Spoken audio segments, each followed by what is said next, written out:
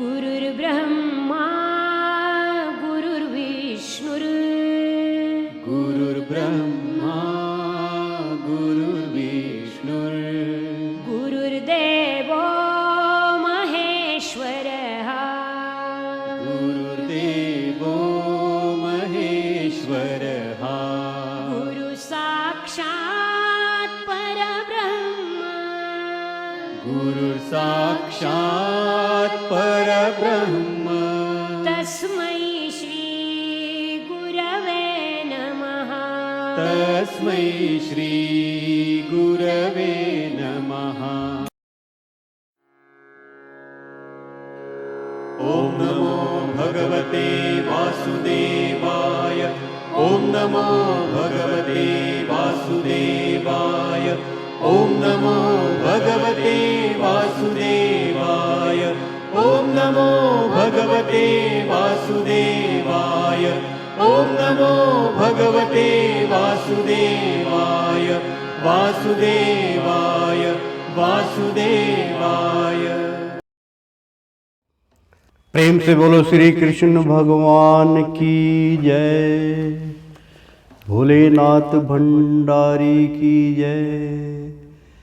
एक बार बोल दो ना, राधे राधे कृष्णम कृष्णम। प्यारे भक्तों, श्री हरि सचित्र श्री भागवत सुधा सागर सुख सागर भगवान वेद व्यास कृत श्रीमद् भागवत 12 स्कंदों की सरल हिंदी व्याख्या श्लोक सहित प्रस्तुति की जा रही है। राजेंद्र कुमार आचार्य राजेंद्र कुमार सूर्यवंशी के मुख द्वारा भगवान श्री कृष्ण नारायण का प्रसाद ग्रहण कीजिए। प्रेम से बोलो श्री कृष्ण भगवान की जय। मित्रों, भक्तों, चतुर्थी स्कंद के 11वें अध्याय में हमने आपको कथा सुनाई थी। ध्रुव की कथा चल रही थी। इस प्रकार स्वयंभू मनु ने अपने पौत्र ध्रुव को शिक्षा दी। तब ध्रुव जी ने उन्हें प्रणाम किया। इसके पश्चात वे महर्षियों के सहित अपने लोक को चले गए। यहाँ तक 11वें अध्याय में हमने बतलाया था। 12वां अध्याय अब शुरू करने जा रहे हैं, तो प्रेम से बोलो श्री कृष्ण भगवान की। ध्रुव जी को कुबेर का वरदान और विष्णु लोक की प्राप्ति। 12वां अध्याय शुरू हो चुका है। ध्रुव जी को कुबेर का वरदान और विष्णु लोक की प्राप्ति।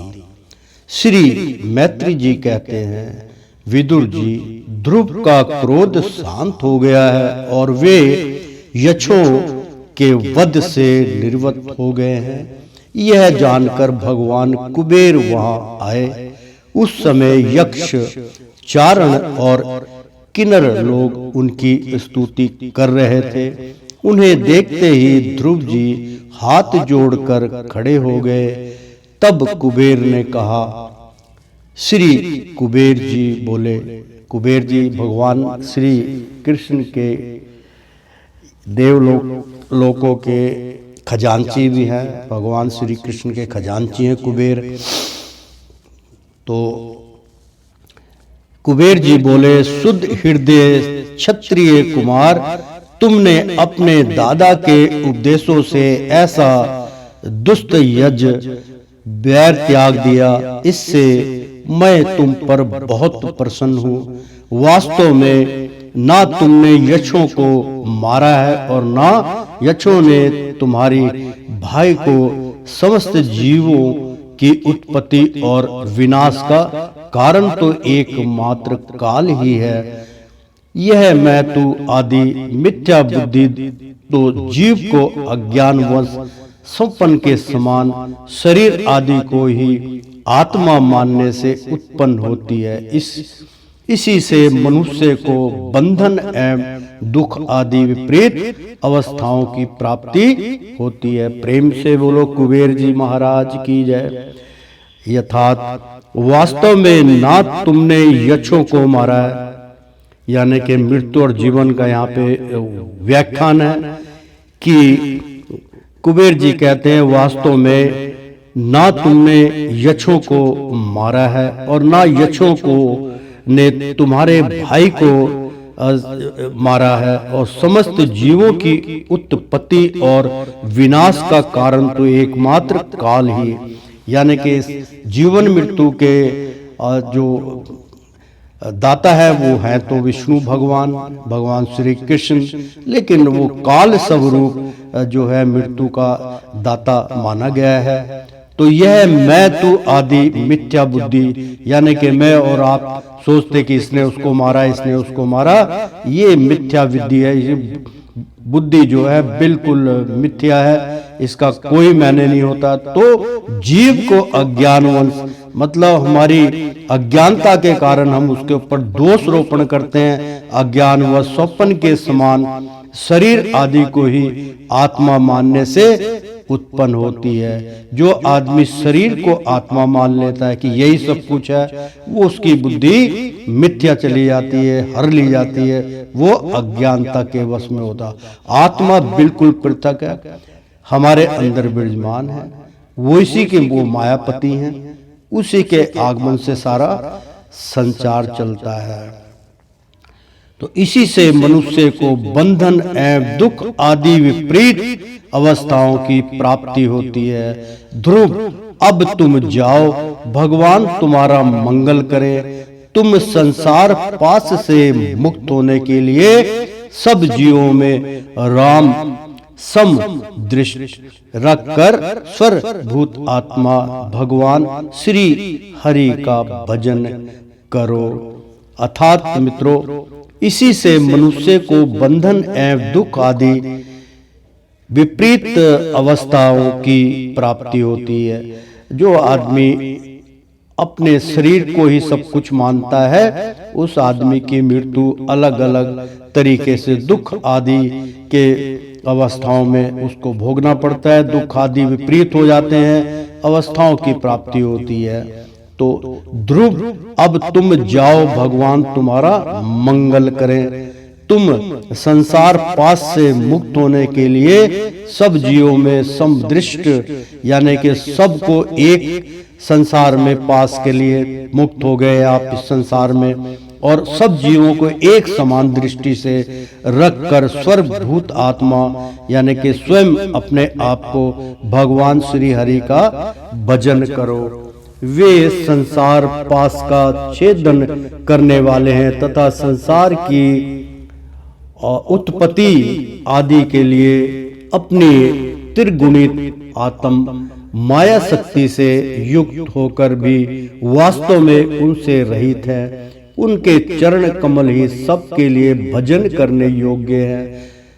प्रिय वर, हमने सुना है तुम स्वरदा भगवान कमल नाभ के चरण कमलों के समीप रहने वाले हो, इसलिए तुम अवश्य ही वर पाने योग्य हो। तुम्हें वर मिलना चाहिए, वर पाने योग्य हो। ध्रुव, तुम्हें जिस वर की इच्छा हो मुझसे निसंकोच एवं निसंग होकर मांग लो। प्रेम से बोलो श्री कृष्ण भगवान की जय।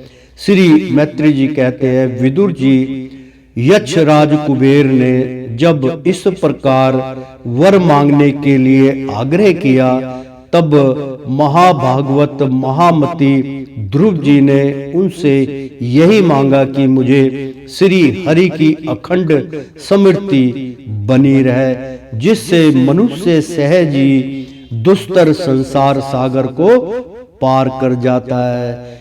इंडविंडा के पुत्र कुबेर जी ने बड़े प्रसन्न मन से उन्हें भगवंत स्मृति प्रदान की। फिर उनके देखते ही देखते वे अंतर ध्यान हो गए।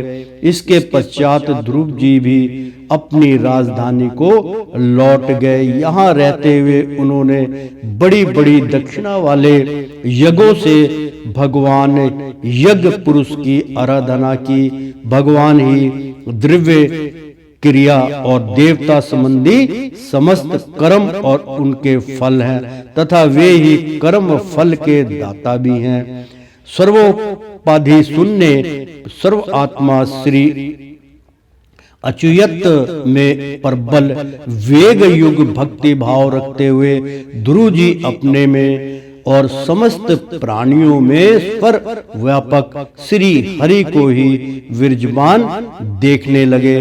ध्रुव जी बड़े ही शील संपन्न ब्रह्मांड भक्त दीन वत्सल और धर्म मर्यादा के रक्षक थे। उनकी प्रजा उन्हें साक्षात पिता के सम्मान मानती थी। इस प्रकार तरह तरह के ऐश्वर्य भोग से पुष्प का और भोगों के त्याग पूर्वक यज्ञ आदि कर्मों के अनुष्ठान से पाप का क्षय करते हुए उन्होंने 36,000 वर्ष तक पृथ्वी का शासन किया।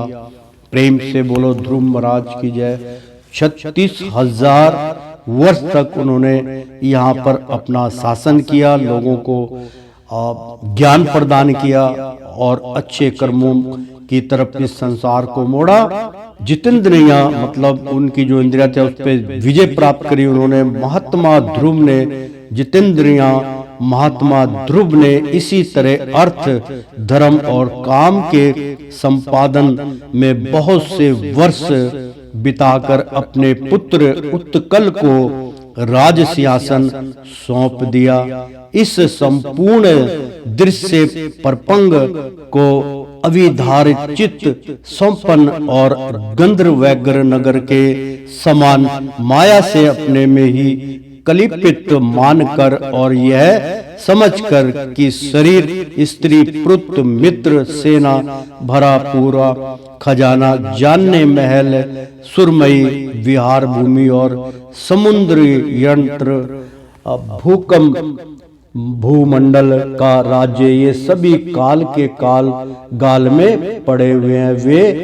बद्रीनाथ का आश्रम को चले गए। प्रेम से बोलो श्री कृष्ण भगवान की। अर्थात मित्रों बहुत अच्छा प्रसंग है। इस प्रकार तरह तरह के ऐश्वर्य भोग से पुण्य का और भोगों के त्याग पूर्वक यज्ञ आदि कर्मों के यानी के तरह तरह के ऐश्वर्य उन्होंने देखे, पुण्य देखे, भोग किया उनका, उन सबों को उन्होंने त्याग पूर्वक यज्ञ आदि कर्मों के यज्ञ कर करके अनुष्ठान से पाप का क्षय करते हुए यानी कि सारे यज्ञों को जो उनसे पाप समझते थे उनका सब जो है पाप समाप्त किया उन्होंने। यज्ञ द्वारा विष्णु महाराज का यज्ञ संपन्न करके उन्होंने सारे पापों को नष्ट किया। उन्होंने 36,000 वर्ष तक पृथ्वी का शासन किया।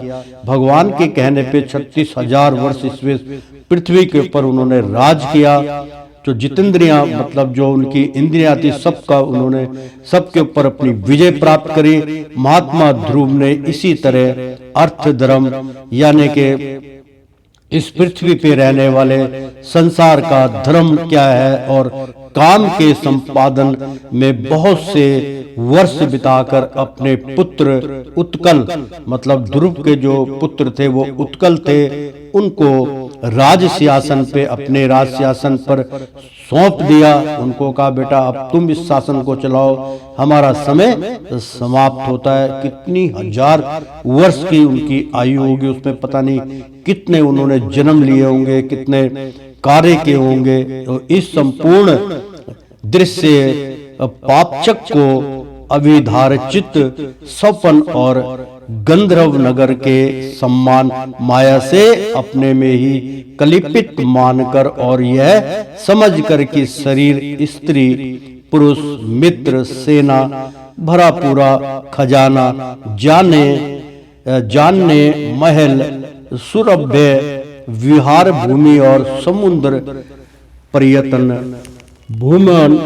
मंडल का राज्य, ये भूमंडल जो पृथ्वी के ऊपर जो राज करते भूमंडल है, राज्य, समुद्र पे राज करना, सबको समझ लेना, ये सभी लोग है काल के गाल में पड़े हुए, यानी कि ये भौतिक संसार जो है ये काल की दृष्टि में, ये भव सागर, ये मृत्यु लोग जो है ये काल में पड़े हुए समान है। और वो अपना उस काल को अगर वो ज्ञात करते हैं और उससे पार निकलना चाहते हैं कि मुझे इस काल के अंदर नहीं रहना, मुझे भगवान की भक्ति प्राप्त हो तो मैं किसी और लोक में आगमन करूंगा, तो वे बद्रीनाथ का आश्रम को चले। बद्रीनाथ बहुत बड़ा आप जानते हैं, वहाँ स्वर्ग लोग भी है और हिमालय है पूरा, वहां पर वो अपना तपस्वी बन के चले गए। वहां उन्होंने पवित्र जल में स्नान कर इंद्रियों को विशुद्ध शांत, यानी कि जो उनकी इंद्रियां भोग करके आई थी,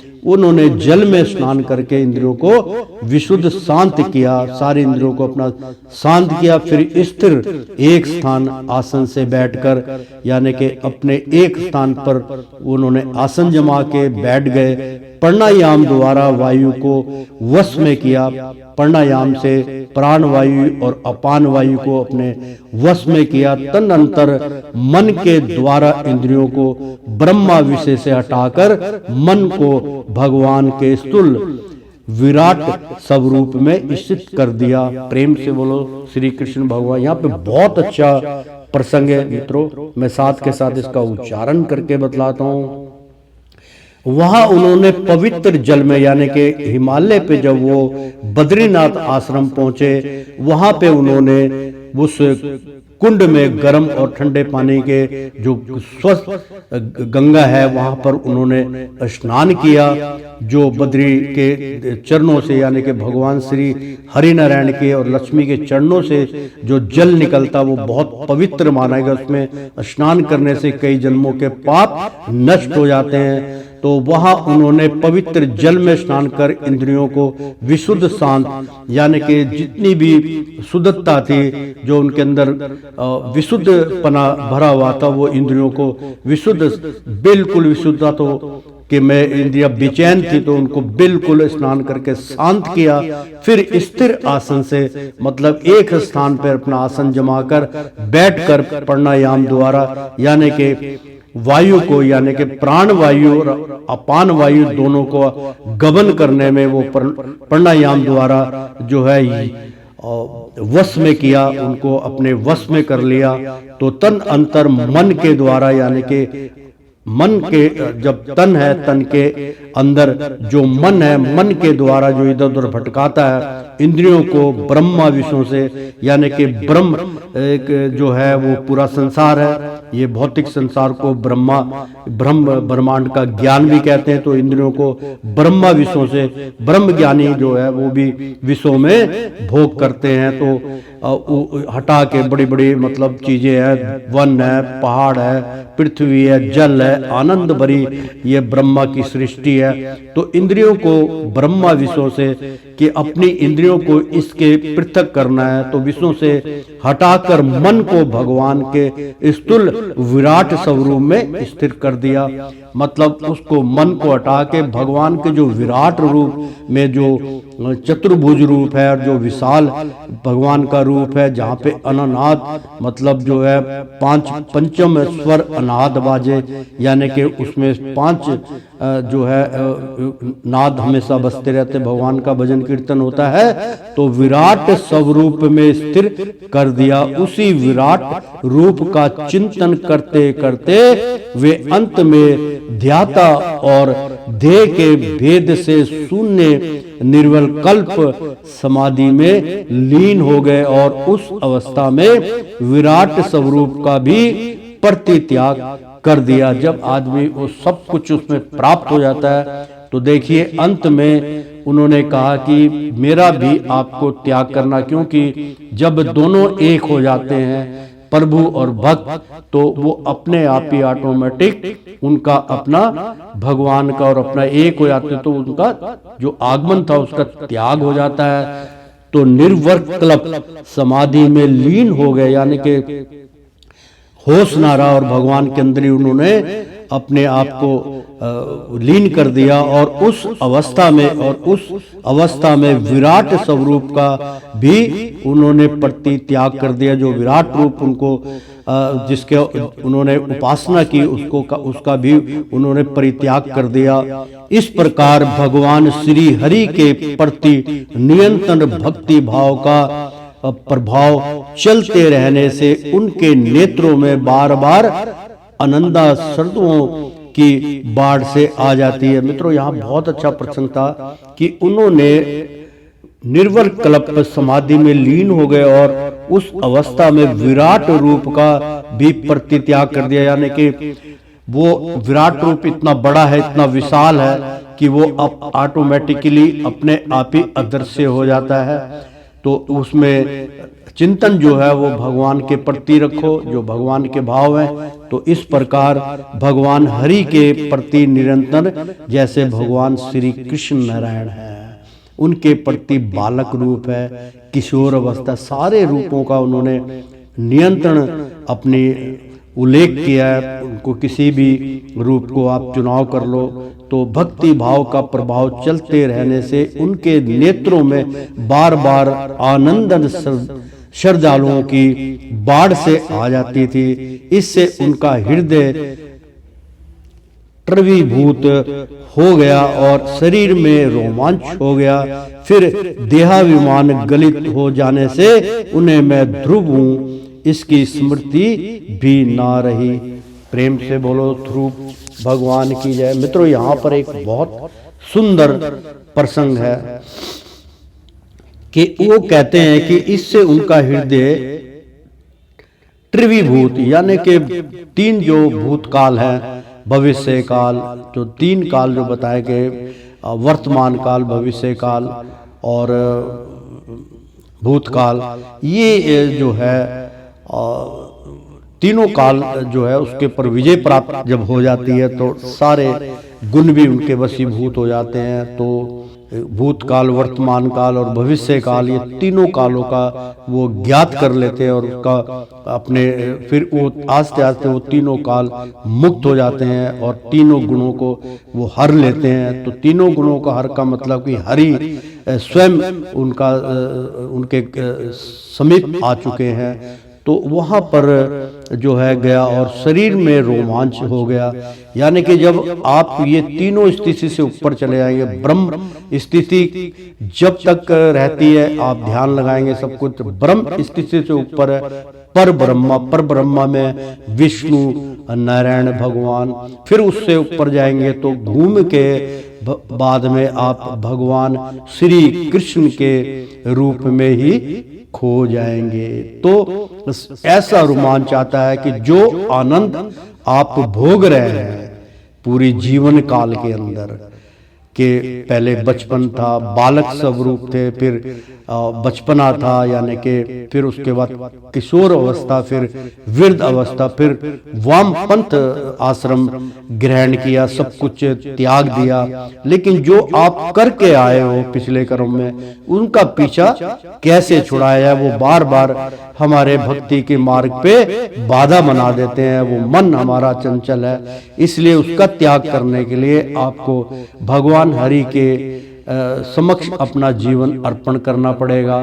तो देवाभिमान मान, यानी कि उसके ऊपर जब चले जाओगे तो जो सर्वप्रथम प्रत्येक प्राणी के अंदर, चाहे वो जीव है, चाहे वो कीट पतंगा है, चाहे वो जानवर है, चाहे वो मानुक है, सबकी जूनी के अंदर एक ही प्रतिक्रिया है, वो है शिवलिंग। लिंग और पुलिंग दोनों ही आनंदित रहित होते हैं। उसमें जो आनंद की उत्पत्ति होती है, चाहे वो भोग विलास के कारण हो, चाहे वो किसी और वजह से हो, चाहे प्रेम के कारण हो, चाहे आप जो है मांसाहारी भोजन में हो, कोई नशा के अंदर वो आपका मतलब मन उसके अंदर वो है, शाकाहारी में आपके मन पसंद भोजन उसमें, ये सब जो है ब्रह्मा स्थिति में उत्पन्न होते हैं। तो देवाभिमान मतलब जब आप उससे ऊपर चले जाएंगे तो ये आनंद फीका पड़ जाएगा। ऐसे आनंद को जो क्षणिक आनंद के लिए आप पता नहीं क्या क्या अपने शरीर का नष्ट कर देते हैं कि बैठ जा भैया तो जो है मदिरा का सेवन करेंगे, बड़ा आनंद आएगा। तो वो पल भर के आनंद को छोड़ के जब आप उस आनंद को परमानंद से मिला देंगे तो मित्रों वो परमानंद क्या है? आहा, परमा आनंद की मैं व्याख्या नहीं कर सकता हूं, लेकिन आगा जरूर कर सकता हूं कि ये सब आनंद से वो पृथक है। उस आनंद में ना सुख है, ना दुख है, ना ही किसी का लेना है, ना किसी का देना है, ना कोई भाई, ना कोई बहन, ना कोई स्त्री, ना कोई पुरुष, ना प्रेम, ना प्यार, ना मोहब्बत, ना अकाल, ना काल, कुछ भी नहीं है। स्वतंत्र सिर्फ हरि का, हरि के शरणागत में आप रहेंगे। उनकी चरण पादिका जो है वो आप हमेशा अपने मस्तक से लगाएंगे और आनंद में रहेंगे। तो प्रेम से बोलो श्री कृष्ण भगवान की जय। तो इसकी स्मृति भी ना रही। इसी समय ध्रुव जी ने आकाश से एक बड़ा ही सुंदर विमान उतरते देखा। वह अपने प्रकाश से 10 दिशाओं को आलोकित कर रहा था। बहुत अच्छा, बहुत ही सुंदर प्रसंग। मित्रों, भक्तों, ऐसे प्रसंग को सुन के आपकी आत्मा तृप्त हो जाएगी। देखो कि इसी समय जब वो ऐसी स्थिति पे ध्रुव भक्त उत्पन्न हो गए तो सब कुछ त्यागने के पश्चात यानी कि अपना अंत उन्होंने देख लिया। तो इसी समय ध्रुव जी ने आकाश से एक बड़ा ही सुंदर विमान उतरते देखा। वह अपने प्रकाश से 10 दिशाओं को आलोकित कर रहा था। आहा, इतना प्रकाश में तो भाई मुझे तो लग रहा है कि भगवान श्री हरि नारायण जो है उस रथ पे सवार होके अपने भक्त को मिलने के लिए, उनको लेने के लिए आ रहे हैं। आगे देखो क्या बताते हैं वो। तो वह अपने प्रकाश से 10 दिशाओं के आलोकित कर रहा था, मानो पूर्णिमा का चांद हो उदय हुआ हो। और पूर्णिमा राशि का जो चांद होता है पूर्णिमा का पूरा होता है। और मित्रों, उसके प्रकाश में इतनी चांदनी होती है। माफ कीजिएगा मित्रों, बहुत समय बदल चुका है। किसी टाइम पे मैं आज से ज्यादा लंबी उड़ान नहीं भरता हूँ। 40 साल तक का तो मुझे याद है।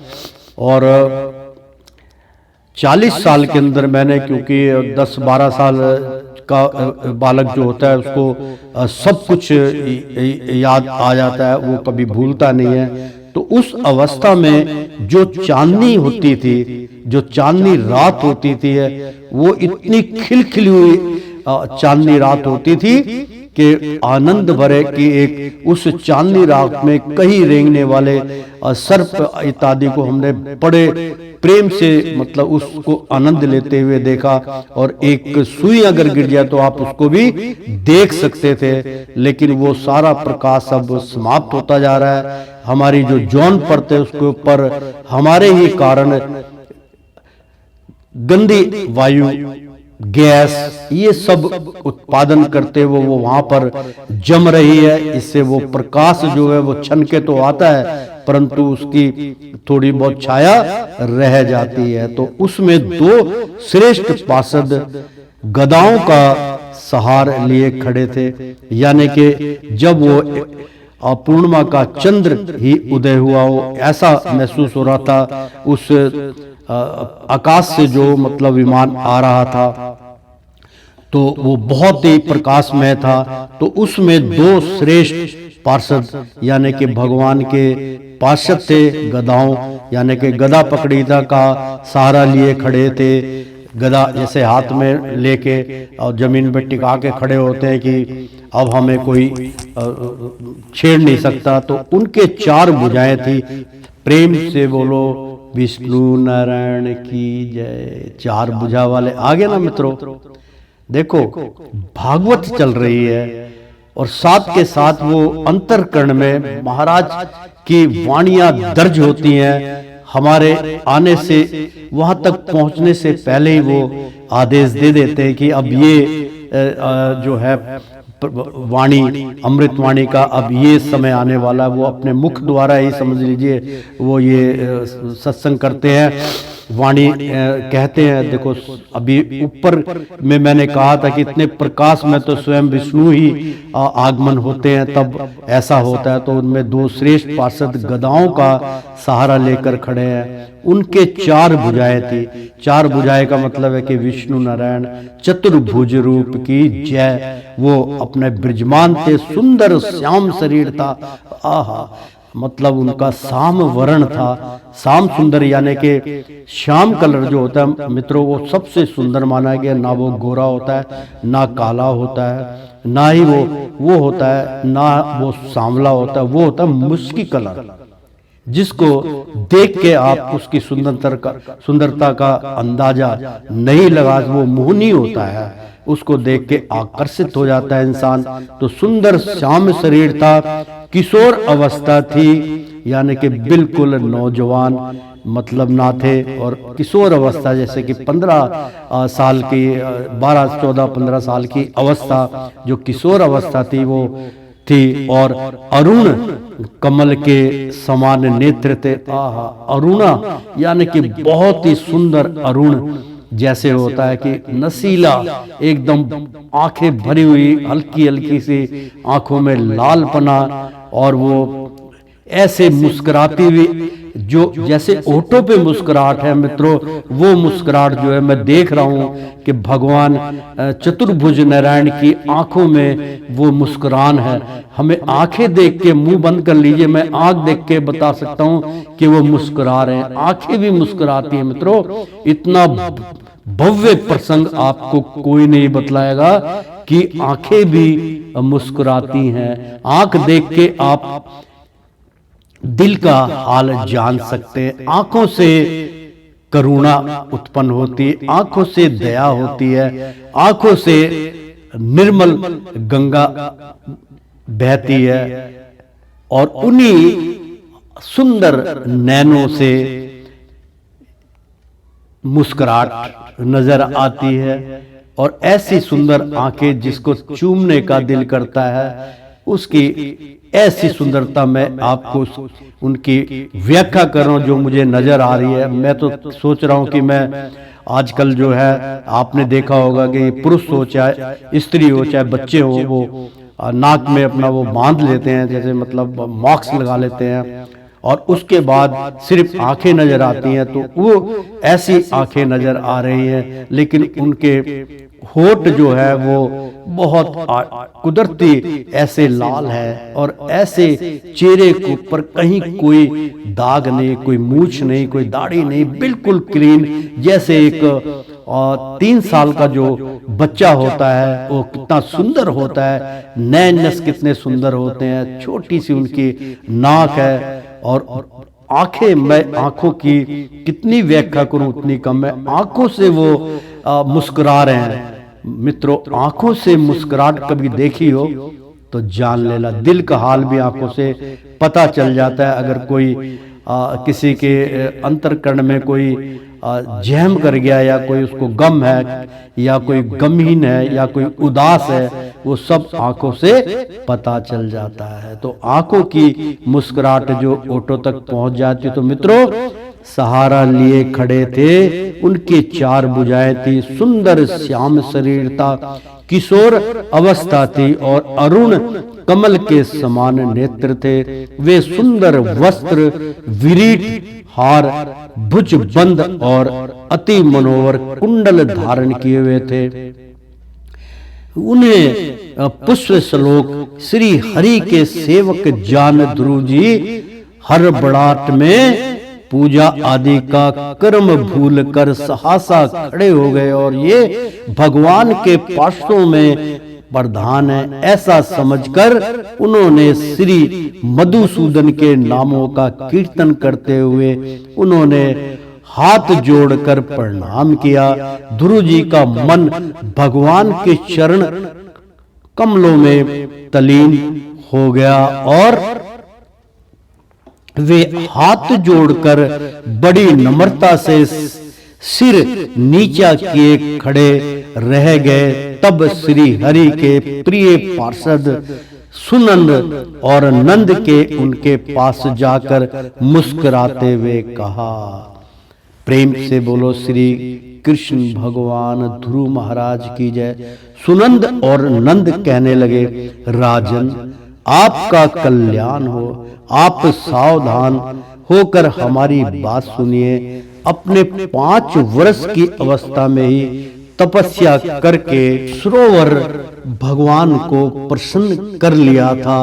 हम उन्हीं निखिल जगन नियंता शंख यानी भगवान विष्णु के सेवक हैं और आपको भगवान के धाम में ले जाने के लिए यहाँ आए हैं। देखो भगवान वहां पे भी भगवान, क्योंकि कोई उनके अंदर घमंड या कोई ऐसी वो नहीं है। देखो भक्तों के लिए वो भगत जैसे ही बन गए कि वो कहीं बितक ना आ जाए मुझे देख के। तो भगवान विष्णु ने ही बताया कि मैं भगवान का सेवक हूं, तो भगवान विष्णु के सेवक हैं और आपको भगवान के धाम में ले जाने के लिए यहाँ आए हैं। स्वयं ऐसे भक्तों को भगवान रथ लेकर आते हैं और अपने भक्त को रथ पे बिठा के अपने लोक में ले जाते हैं, और जो उनसे जुड़ा होता है तो उनकी ऊपर भी उनकी दया दृष्टि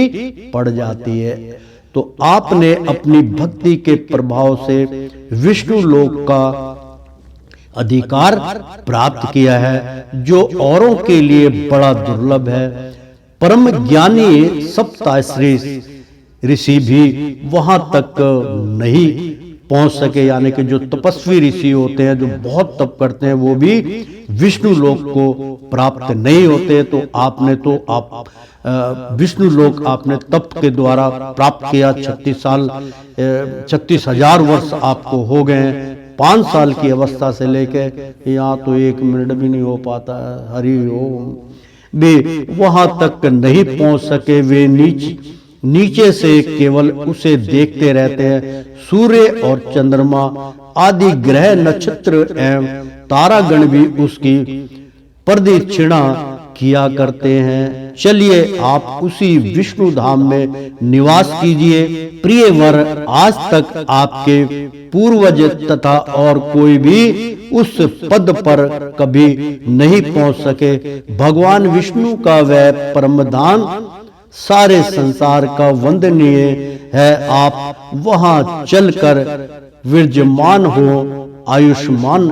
यह श्रेष्ठ विमान पुष्प लोक शिखामणि श्री हरि ने आपके लिए ही भेजा है। आप इस पर चढ़ने योग्य हैं। आप इस पर विराजमान होइए। प्रेम से बोलो श्री विष्णु नारायण की जय। श्री मैत्री जी कहते हैं, भगवान के प्रमुख पार्षद के ये अमृतमय वचन सुनकर परम भागवत ध्रुव जी ने स्नान किया, फिर संध्या वंदना आदि नृत्य क्रम से निवृत्त हो मंगलिक अलकार आदि धारण किए। बद्री का आश्रम में रहने वाले मुनियों को प्रणाम करके उनका आशीर्वाद लिया। इसके बाद उस श्रेष्ठ विमान की पूजा और प्रदक्षिणा की और पार्षदों को प्रणाम कर स्वर्ण के समान क्रांतिमान दिव्य रूप धारण कर उस पर चढ़ने को तैयार हुए।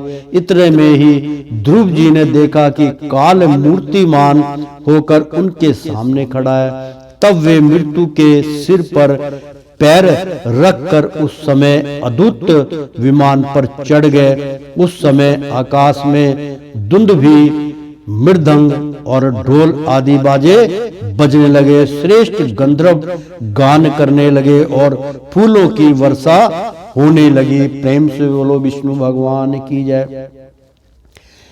जो इतना तपस्वी, इतना जिसको परमात्मा प्रसन्न होके कि काल सामने खड़ा होके उनको काल के ऊपर उन्होंने अपना पैर कहा मेरे ऊपर आप पैर रख के फिर विमान पे चढ़ो। वो मतलब जो ध्रुव थे वो भक्त इतने बड़े हो गए थे कि काल मुक्त हो चुके थे वो। तो विमान पर बैठकर ध्रुव जी ज्यों ही भगवान के धाम को जाने के लिए तैयार हुए तो ही उन्हें अपनी माता सुनीति का स्मरण हो गया। वे सोचने लगे क्या मैं बेचारी माता को छोड़कर अकेला ही दुर्लभ वैकुंठ धाम को जाऊंगा। आहा, कितना सुंदर प्रसंग मित्रों कि उसको अंत में माता की याद आ गई। माता सुनीति का स्मरण हो गया कि मेरी माता। वे सोचने लगे क्या मैं बेचारी माता को छोड़कर अकेला ही दुर्लभ वैकुंठ धाम को जाऊंगा। नंद और सुनंदन ने ध्रुव के हृदय की बात जानकर उन्हें दिखलाया कि देवी सुनीति आगे आगे दूसरे विमान पर जा रही है। आहा, प्रेम से बोलो श्री कृष्ण भगवान की जय, माता रानी की जय। उन्होंने क्रम से सूर्य आदि सभी ग्रह देखे। मार्ग में जहां तहां विमानों पर बैठे हुए देवता उनकी प्रशंसा करते हुए फूलों की वर्षा करते जाते थे। उस दिव्य विमान पर बैठकर ध्रुव जी त्रिलोकी को पाकर सप्त सृष्ट मंडल से भी ऊपर भगवान विष्णु के नित्य धाम में पहुंचे। इस प्रकार उन्होंने अविचल गति प्राप्त की। यह दिव्य धाम अपने ही प्रकाश में प्रकाशित है। इसी के प्रकाश से तीनों लोक प्रकाशित हैं। इसमें जीवों पर निर्दयता करने वाले पुरुष नहीं जा सकते। जो जीवों पर निर्दय भाव से उनको निर्दयता करते हैं, उनके ऊपर तरस नहीं खाते करने वाले पुरुष नहीं जा सकते। यहाँ तो उन्हीं की पहुंच होती है जो दिन रात प्राणियों के कल्याण के लिए शुभ कर्म ही करते रहते हैं, जो शांत समदर्शी शुद्ध और सब प्राणियों को प्रसन्न रखने वाले हैं तथा भगवान भक्तों को भी ही अपना एकमात्र सच्चा सुहृद मानते हैं। ऐसे लोग सुगमता से ही इस भागवत धाम को प्राप्त कर लेते हैं। इस प्रकार उतानपाद के पुत्र भगवत परायण श्री ध्रुव जी तीनों लोकों के ऊपर उसकी निर्मल चूड़ामणि के समान विराजमान हुए। कुरुनंदन जिस प्रकार दाएं चलाने के समय खंबे के चारों ओर बैल घूमते हैं, उसी प्रकार यह गंभीर वेग वाला ज्योतिष चक्र उस अविनाशी लोक के आश्रय के ही नियंत्रण घूमता रहता है। उसकी महिमा देखकर देव ऋषि नारद ने प्रचेताओं की यज्ञशाला में वीणा बजाकर ये 3 श्लोक गाए थे। प्रेम से बोलो नारद जी भगवान की जय। नारद जी ने कहा था, इसमें संदेह नहीं, पति प्रयाणा सुनीति के पुत्र ध्रुव ने यानी कि पति प्रयाणा यानी कि पति जो उनके थे और जिनके वो पुत्र थे, सुनीति उनकी माता थी और उतानपाद जो थे उनके पिता थे। उन्हीं की हम नारद जी व्याख्या करने की इसमें संदेह नहीं कि पति प्रयाण सुनीति के पुत्र ध्रुव ने तपस्या द्वारा अद्भुत शक्ति संचित करके जो गति पाई है, उसे भागवत धर्मों की आलोचना करके वेद व्याधि मुनिगण भी नहीं पा सकते। फिर राजाओं की तो बात ही क्या है। अहो, वे 5 वर्ष की अवस्था में ही सौतेली माता के वज्रबाणों से महर्त होकर यानी कि बहुत घायल होकर, जो उनको कटास कसी गई थी, उससे घायल होकर मनमरहत होकर दुखी हृदय से वन में चले गए और मेरे उपदेश के अनुसार आचरण करके ही उन अजय प्रभु को जीत लिया, जो केवल अपने भक्तों के गुणों से ही वश में होते हैं। ध्रुव जी ने तो 5-6 वर्ष की अवस्था में कुछ दिनों की तपस्या से ही भगवान को प्रसन्न करके उनका परम पद प्राप्त कर लिया, किंतु उनके अधिकृत किए हुए इस पद को भूमंडल में कोई दूसरा क्षत्रिय क्या वर्षों तक तपस्या करके भी पा सकता है? कभी नहीं पा सकता। श्री मैत्री जी कहते हैं, विदुर जी, तुमने मुझसे उदार कीर्ति ध्रुव जी के चरित्र के विषय में पूछा था, सो मैंने तुम्हें वह पूरा का पूरा सुना दिया। साधु जान इस चरित्र की बड़ी प्रशंसा करते हैं। यह धन, यश और आयु की वृद्धि करने वाला परम पवित्र और अत्यंत मंगलमय है। मित्रों, यहाँ पर भगवान हरि की कृपा से नारद जी ने जो महामंत्र दिया था, उससे इंसान की मृत्यु भी उसके अधीन हो जाती है, काल उसके अधीन हो जाता है, तो उसकी मृत्यु बहुत समय तक नहीं होती और बहुत समय तक एक नौजवान की स्थिति में रहता है। मित्रों, उसका महामंत्र नारद जी ने पहले ही बतलाया था, हमने उसकी व्याख्या कर चुके हैं, बार बार हम उसकी व्याख्या नहीं करेंगे। आप ध्यान से सुनेंगे तो आपको उनकी महामंत्र की जो ध्रुव को दिया था जब वो 5 साल के थे, उसी महामंत्र का उच्चारण करके भगवान को पाया, आयु बढ़ी, 36,000 वर्ष तक वो जीवित रहे और फिर काल को अपने वश में कर लिया और काल को वश में करके भगवान के धाम वो वैसी शरीर समेत चले गए। तो इससे स्वर्ग और अविनाशी पद भी प्राप्त हो सकता है, यानी कि अर्थात यह धन, यश और आयु की वृद्धि करने वाला परम पवित्र और अत्यंत मंगलमय है। इससे स्वर्ग और अविनाशी पद भी प्राप्त हो सकता है। यह देवताओं की प्राप्ति कराने वाला बड़ा ही प्रसन्न और समस्त पापों का नाश करने वाला है। भागवंत भक्त ध्रुव के इस पवित्र चरित्र को जो श्रद्धा पूर्वक बार बार सुनते हैं, उन्हें भगवान की भक्ति प्राप्त होती है, जिससे उनके सभी दुखों का नाश हो जाता है। इससे स्वर्ण करने वाले को शील आदि गुणों की प्राप्ति होती है। जो महत्व चाहते हैं उन्हें महत्व की प्राप्ति कराने वाला स्थान मिलता है। जो तेज चाहते हैं उन्हें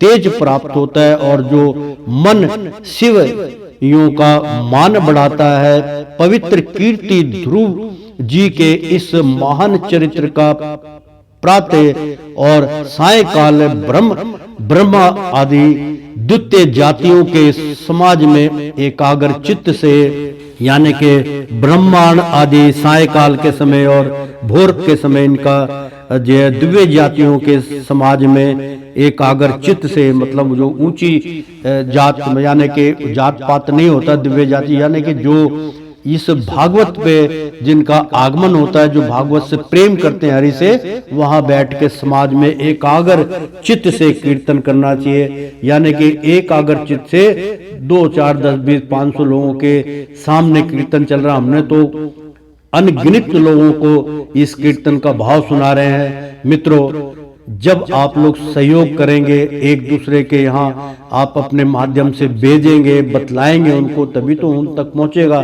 तो कीर्तन करना चाहिए। भगवान के परम पवित्र चरणों की शरण में रहने वाला जो पुरुष इसे निष्काम भाव से पूर्णिमा, अमावस्या, द्वादशी, स्वर्ण नक्षत्र, तिथि 6 वह तीत पात, संक्रांति अथवा रविवार के दिन श्रद्धालु पुरुषों को सुनाता है, बड़ा अच्छा प्रसंग है। वह स्वयं अपने आत्मा में ही संतुष्ट रहने लगता है और सिद्ध हो जाता है। प्रेम से बोलो सिद्ध पुरुष ध्रुव जी की जय, नारद मुनि की जय। मित्रों, भगवान के परम पवित्र चरणों की शरण में, यानी कि जो हमेशा भगवान की शरणागत में रहते हैं, रहने वाला जो पुरुष इसे निष्काम भाव से पूर्णिमा यानी कि पूर्णमासी, अमावस्या जहाँ पे जो पितरों का बेचारों का कल्याण होता है, अमावस्या के दिन, द्वादशी बहुत शुद्ध मानी जाती है, भगवान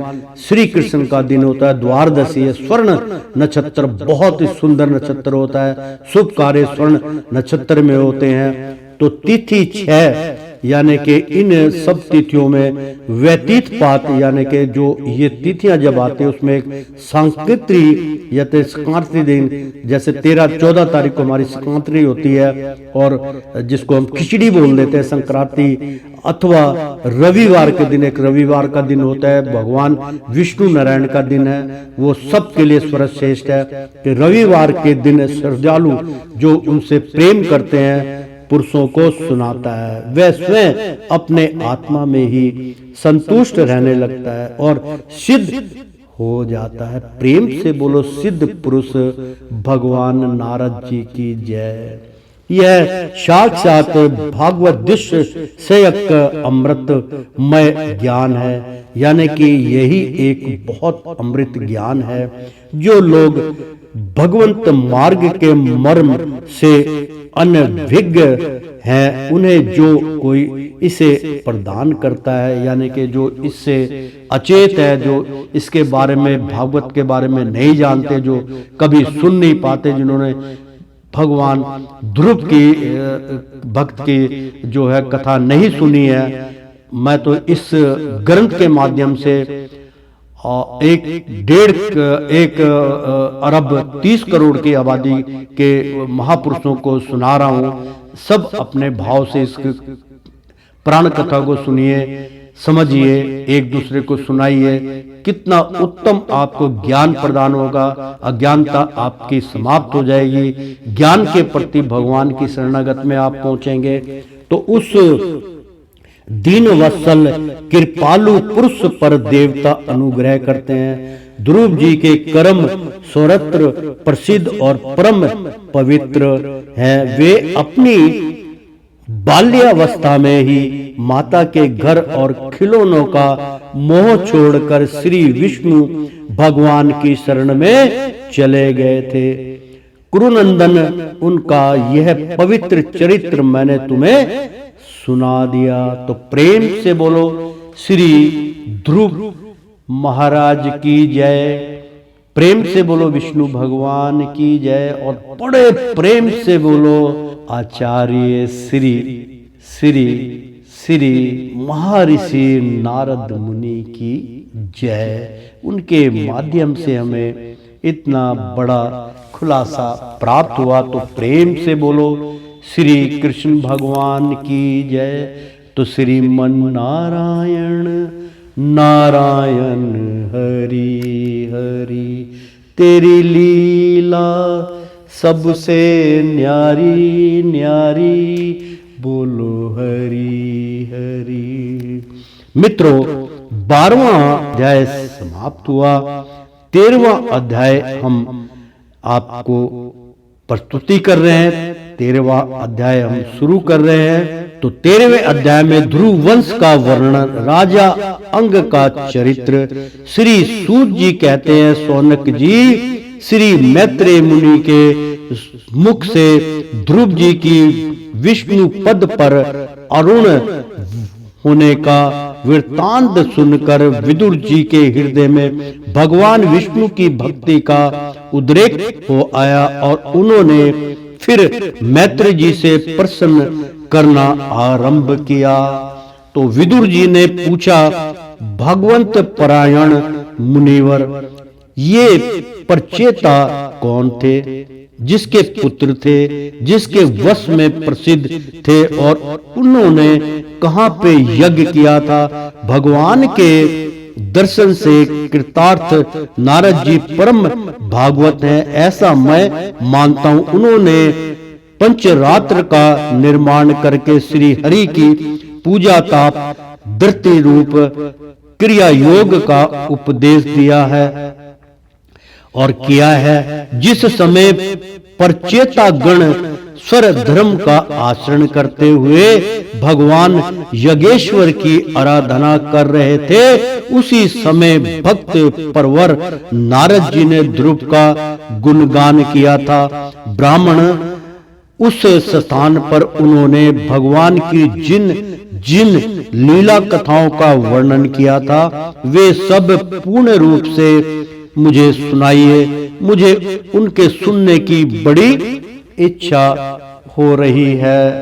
तो ध्रुव वंश का यानी कि पूछ रहे कि भाई उनका कौन थे, कैसे कैसे उनका वो राजा का बतलाइए, अंग का चरित्र बतलाइए। ये प्रश्न जो है विदुर जी ने पूछा। तो श्री मैत्री जी ने कहा, विदुर जी, महाराज ध्रुव के मन चले जाने पर उनके पुत्र उत्कल ने अपने पिता के सार्वभौम वैभव और राज्य सिंहासन को अभी अस्वीकार कर दिया। वह जन्म से ही शांति चित्त, आसक्ति शून्य और समदर्शी तथा संपूर्ण लोगों के अपनी आत्मा में और अपनी आत्मा को संपूर्ण लोकों में स्थित देखता था। इसके अंतकरण का यानी कि उनके अंतकरण का वासना रूप मल अखंड योग निग्नि से भस्म हो गया था। इसलिए वह अपनी आत्मा को विशुद्ध बोधर के साथ अभिन्न आनंदमय और सर्वत्र पर्याप्त देखता था। सब प्रकार के भेद से रहित प्रशांत ब्राह्मणों को ही वह अपना स्वरूप समझता था तथा अपनी आत्मा से भिन्न कुछ भी नहीं देखता था। वह अज्ञानियों को रास्ते आदि साधारण स्थानों में बिना लपट की आग के समान मूर्ख, अंधा, बहेरा, पागल अथवा मूंगा सा प्रतीत होता था। वास्तव में ऐसा था नहीं। इसलिए कुल के बड़े बूढ़े तथा मंत्रियों ने उसे मूर्ख और पागल समझकर उसके छोटे भाई भूमिपुत्र वत्सर को राजा बनाया। वत्सर की प्रेय से भारिया सर्ववृद्धि के गर्भ से पुष्पाण तुमकेतु का भी नाम सुना होगा। तुमकेतु, ईश, उर्ज, वसु और जय नाम के 6 पुत्र हुए।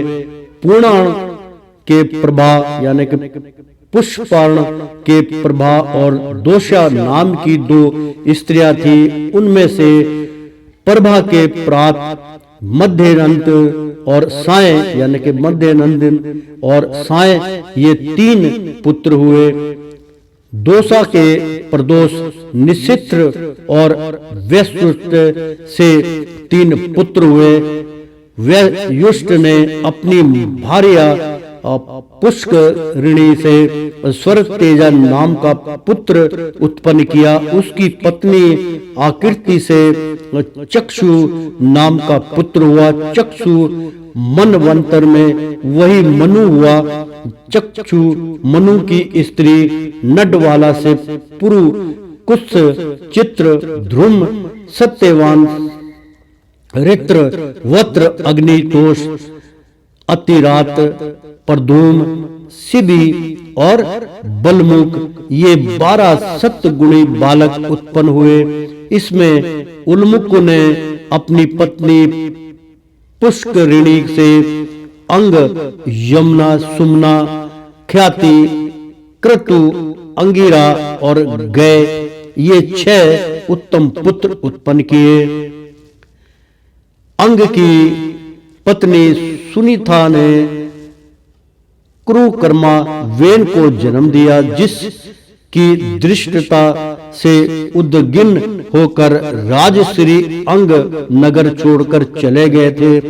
प्यारे विदुर जी मुनियों के वाक्य वर्ज के समान अमोघ होते हैं। उन्होंने कुपित होकर वेन को शाप दिया और जब वह मर गया तब कोई राजा न रहने के कारण लोक में लुटेरों के द्वार प्रजा को बहुत कष्ट होने लगा। यह देखकर उन्होंने वेन की दैनी भुजा का मंथन किया, जिससे भगवान विष्णु के अंसा अवतार आदि सम्राट महाराज पृथु प्रकट हुए। विदुर जी ने पूछा, ब्राह्मण महाराज अंग तो बड़े शील संपन्न साधु स्वभाव ब्राह्मण भक्त और महात्मा थे, उनके वेन जैसा दुष्ट पुत्र कैसे हुआ, जिसके कारण दुखी होकर उन्हें मगर छोड़ना पड़ा। राजदंडधारी वेन का भी ऐसा क्या अपराध था जो धर्म यज्ञ मुनीश्वर ने उसके प्रति शाप रूप ब्रह्मादंड का प्रयोग किया, क्योंकि ब्रह्मादंड बहुत बड़ा वो शास्त्र होता है मित्रों, शाप रूप होता है वो। तो प्रजा का कर्तव्य है कि वह प्रजा पालक राजा से कोई पाप बन जाए तो भी उसका तिरस्कार ना करे, क्योंकि बहुत अच्छा है कि अगर हमारे देश में जैसे प्रधानमंत्री होते हैं, अगर राजा से कोई तिरस्कार कोई ऐसी गलती हो जाती है, कई बारी वो भूलना हो जाती है क्योंकि प्राणी भूल का पुतला है, तो प्रजा पालक जो प्रजा की पालन पोषण करता है कि राजा से भी कोई पाप बन जाए, यानी कि वो कभी कभार उससे भी कोई पाप हो जाता है तो भी उस राजा का कभी तिरस्कार नहीं करना चाहिए। जो लोग उनके बारे में अनब सनब कहते हैं वो धर्म के विरुद्ध है। मित्रों, अभी जैसे हमारे देश के प्रधानमंत्री श्री दामोदर मोदी जी हैं, वो अपनी तरफ से बहुत अच्छा लोगों के हित में कार्य कर रहे हैं, भगवान के वो प्रेमी है, भगवान के भक्त हैं। कई लोग अपना स्वार्थ के लिए उनको अलग अलग रूप से देखते हैं, अलग अलग रूप से उनकी टिप्पणियां करते हैं, कोई उल्टा बोलता है, कोई सीधा, ये सब अधर्म के ज्ञात हैं, धर्म का ये कार्य नहीं है। मित्रों, हमसे कितनी गलतियां होती हैं तो वो क्षमा के योग्य होते हैं, उनको जो है उस दृष्टि से मतलब पाप बन जाए तो भी उनका तिरस्कार ना करें, क्योंकि वह अपने प्रभाव से हाट लोकपालों के तेज को धारण करता है। ब्राह्मण आप भूत भविष्य की बातें जानने वालों में सर्वश्रेष्ठ हैं, इसलिए आप मुझे सुनीता के पुत्र वेन की सब करतूतों सुनाइए। मैं आपका श्रद्धालु भक्त हूँ। श्री मैत्री जी ने कहा, विदुर जी, एक बार राजश्री अंग ने अशेर मेघ महायज्ञ मतलब अश्वमेघ आपने सुना होगा कि अभी इसमें जो है द्वापर युग में भी बहुत होता था, आजकल तो बहुत कठिन है। तो एक बार राजश्री मतलब राजा अंग जो थे अश्वमेघ महायज्ञ का अनुष्ठान किया। उसमें वेद व्याधि ब्राह्मणों के आह्वान करने पर भी देवता लोग अपना भाग लेने नहीं आए। तब ऋतु जिन्होंने विस्मित होकर वजमान अंग से कहा, राजन, हम आहुतियों के रूप में आपका तो घृत आदि प्रदान हवन कर रहे, उसे देवता लोग स्वीकार नहीं करते। हम जानते हैं आपकी होम सामग्री दूषित नहीं है, आपने उसे बड़ी श्रद्धा से जुटाया है तथा वेद मंत्र भी किसी प्रकार बलहीन नहीं है, क्योंकि उनका प्रयोग करने वाले ऋतु जग गण याजकोचित सभी विनयों का पूर्णतः पालन करते हैं। हमें ऐसी कोई बात नहीं दिखती कि इस यज्ञ में देवताओं का किंचित भी तिरस्कार हुआ है। फिर भी कर्माध्यक्ष देवता लोग क्यों अपना भाग नहीं ले रहे हैं? श्री मैत्री जी ने कहते हैं कि ऋतु जो की बात सुनकर यजमान अंग बहुत उदास हुए। तब जो उपस्थित थे मतलब ऋषिगण जो थे, मतलब उनका जो है ऋषि गणों की जो बात चल रही है कि मैत्री जी कहते हैं कि जितने ऋतु जो भी चेक जो उनका समय आता है तो जो ऋषिवर है, ऋषि तत्व जो के बात सुनकर यजमान अंग बहुत उदास हुए। जो वहाँ के राजा थे, जिनको राजा की उपाधि मिली थी कि आप प्रजा की रक्षा करते हैं तो आप ही राजा हुए, तो आपने इसका जो है यज्ञ का आयोजन किया, परंतु देवता उपस्थित नहीं हुए। तो बात सुनकर यजमान अंग बहुत उदास हुए। तब उन्होंने याजकों की अनुमति से मौन तोड़कर सदस्यों से पूछा, सदस्यों, देवता लोग आह्वान करने पर भी यज्ञ में नहीं आ रहे हैं और ना सोम पात्र ही ग्रहण करते हैं। आप बतलाइए, मुझसे ऐसा क्या अपराध हुआ है?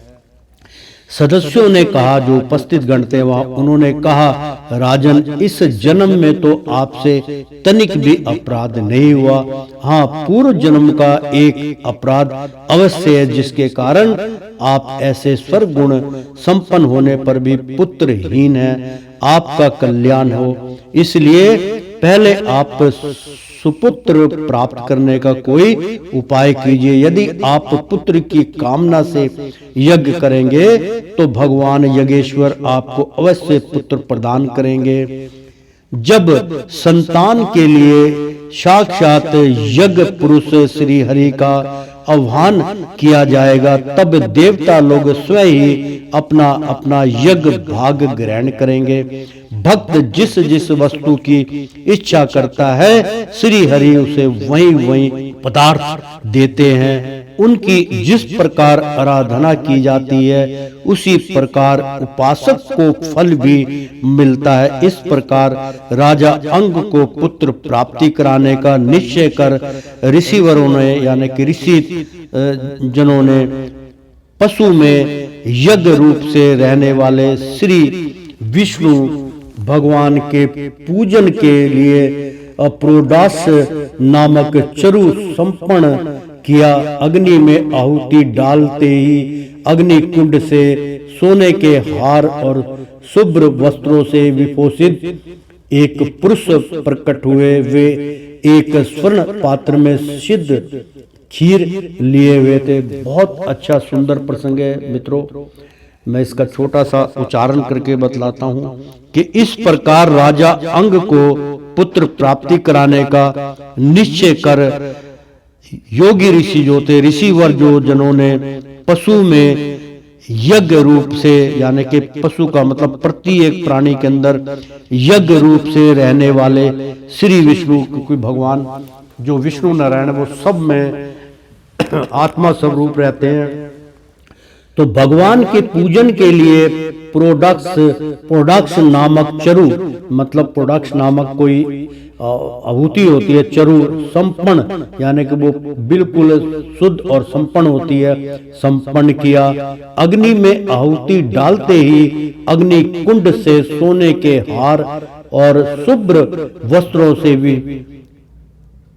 विभूषित एक पुरुष प्रकट हुए। वे एक स्वर्ण पात्र में सिद्ध खीर लिए हुए थे। तो उदार वृद्धि राजा अंग ने याजकों की अनुमति से अपनी अंजलि में वह खीर ले ली और उसे स्वयं सूंघकर प्रसन्नता पूर्वक अपनी पत्नी को दे दिया। पुत्रहीना रानी ने, वह पुत्र प्रद्यानी ने खीर खाकर अपने पति के सहवास से गर्भ धारण किया। इससे यथा समय उनके एक पुत्र हुआ। वह बालक बाल्य अवस्था से ही अधर्म के वश में उत्पन्न हुए। अपने नाना मृत्यु का अनुगामी था। सुनीता मृत्यु की ही पुत्री थी, इसीलिए वह भी अधर्मिक ही हुआ। वह दुष्ट बालक धनुष बाण चढ़ाकर वन में जाता और व्याधे के समान बेचारे भोले भाले हिरणों की हत्या करता। उसे देखते ही पूर्वासीन लोग वेन आया कहकर पुकारते उठते थे। वह ऐसा क्रूर और निर्दयी था कि मैदान में खेलते हुए अपनी बराबरी के बालकों को पशुओं की भांति बलात्कार से मार डालता था। वेन की ऐसी दुष्ट प्रकृति देखकर महाराजा अंग ने उसे तरह तरह से सुधारने की चेष्टा की, परंतु वे उसे सुमार्ग पर लाने में समर्थ ना हुए। यानी कि सुमार्ग मार्ग पर बहुत अच्छे रास्ते पे लाने में समर्थ ना हुए, मतलब ना ला सके। इससे उन्हें बड़ा ही दुख हुआ।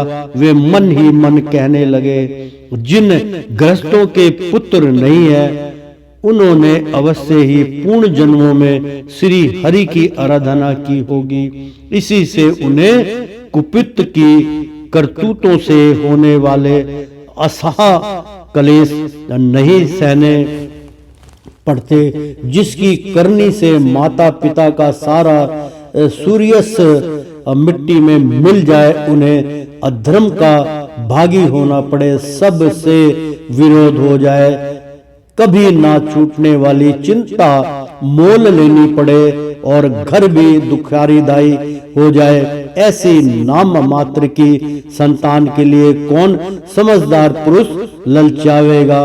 वह तो आत्मा के लिए एक प्रकार का मोहमय बंधन ही है। मैं तो सपूत की अपेक्षा कुपूत को ही अच्छा समझता हूँ, क्योंकि सपूत को छोड़ने में बड़ा क्लेश होता है, कुपूत घर को नरक बना देता है, इसलिए इससे सहज ही छुटकारा हो जाता है। प्रेम से बोलो विष्णु भगवान की जय।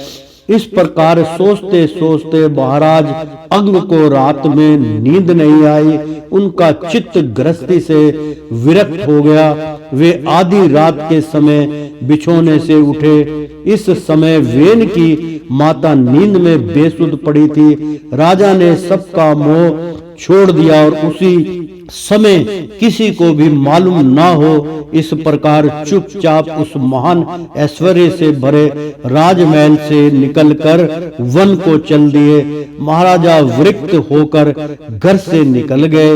यह जानकर सभी प्रजाजन, पुरोहित, मंत्री और सुहृद गण आदि अत्यंत शोकाकुल होकर पृथ्वी पर उनकी खोज करने लगे। ठीक वैसे ही जैसे योग का यथार्थ रहस्य ना जानने वाले पुरुष अपने हृदय में छिपे हुए भगवान को हार खोजते हैं। जब उन्हें अपने स्वामी का कहीं पता न लगा, तब वे निराश होकर नगर में लौट आए और वहां जो मुनिजन एकत्र हुए थे उन्हें यथावर्त प्रणाम करके उन्होंने आंखों में आंसू भरकर महाराज के ना मिलने का वृत्तांत सुनाया। बड़ा सुंदर प्रसंग है मित्रों, सुनिए। मैं इसका उच्चारण करके बता दूं कि महाराज विरक्त होकर घर से निकल गए, यानी कि बहुत दुखी भरी कि ऐसे पुत्र से ना होना सी, ऐसे परिवार से मैं क्या करूंगा। सारा मोह त्याग करके यह जानकर कभी ऐसी स्थिति मित्रों आती है इंसान के जीवन में, तब उसको क्या करना चाहिए कि आज के घोर कलयुग में तो हम त्याग नहीं कर सकते, क्योंकि इस भूलोक के चुंबक से हम फंसे हुए हैं और वो चुंबक का नाश नहीं हो सकता, क्योंकि हमारे अंदर मैग्नेट पावर है, वो मोह है। मोह का त्याग करेंगे तभी जाएंगे। तो महाराजा बहुत दुखी थे। उन्होंने क्या करा कि विरक्त होकर बहुत उससे घृणा करने लगे कि मेरा नाम मिट्टी में मिला दिया मेरे पुत्र ने, तो घर से निकल गए, घर छोड़ दिया उन्होंने। यह जानकर सभी प्रजाजन, पुरोहित यानी कि जो प्रजा थे, जो वहां के पंडित थे, वहां के मंत्री गण थे और सुहृद गण यानी कि बहुत अच्छे जो स्वद गण थे आदि, यानी कि बहुत अच्छे अच्छे पुरुष जो थे आदि, अत्यंत शोक कुल, मतलब वो बहुत शोक में डूब गए होकर पृथ्वी पर उनकी खोज करने लगे। मतलब कि राजा कहाँ गया, हम ढूंढे उनको। ठीक वैसे ही जैसे योग का यथार्थ रहस्य ना जानने वाले पुरुष अपने हृदय में छिपे हुए भगवान को बाहर खोजते हैं। मित्रों बहुत अच्छा प्रसंग, हम बार बार कहते हैं कि भगवान श्री विष्णु नारायण आपके अंदर ही है, आत्मा स्वरूप है। आत्मा के अंदर आत्मा को खोजिए, वही उनका प्रतिबिंब है। जिस प्रतिबिंब, जिस दृष्टि से आप उनको चाहेंगे उनको देखेंगे। कितनी ही इस ग्रंथ में व्याख्या की गई है, उसी को अपने नेत्र द्वारा धारण कीजिए, दिव्य दृष्टि से देखिए। एक दिन वो प्रत्यक्ष साक्षात आपको दर्शन देंगे। जब उन्हें अपने स्वामी का कहीं पता ना लगा, यानी कि जो उनको ढूंढने गए थे, जो संसार के जो उनके मतलब सेवक थे सब लोग ढूंढने गए थे, तब वे निराश होकर नगर में लौट आए। फिर वापस वो नगर में लौट आए और वहाँ जो मुनिजन एकत्र हुए थे, जो वहाँ पे मुनि थे बड़े बड़े, वो थे कि वे राजा कहाँ चले गए, तो उन्हें यथावत मतलब बहुत नम्रता से प्रणाम करके उन्होंने आंखों में आंसू भर के मतलब रोने लग गए और महाराज के नाम मिलने का वृतांत सुनाया। तो प्रेम से बोलो श्री कृष्ण भगवान की जय। और श्रीमन नारायण नारायण हरि हरि, तेरी लीला सबसे न्यारी न्यारी, बोलो हरि हरि। लक्ष्मी नारायण नारायण हरि हरि, प्रेम से बोलो श्री कृष्ण भगवान की जय। एक बार बोल दो ना राधे राधे। महर्षि नारद मुनि की जय, विदुर जी की जय, समस्त ज्ञानियों की महात्माओं की जय और विष्णु नारायण की जय। एक बार बोल दो ना राधे राधे। कृष्णम कृष्णम। श्री ब्रह्मा जी विष्णु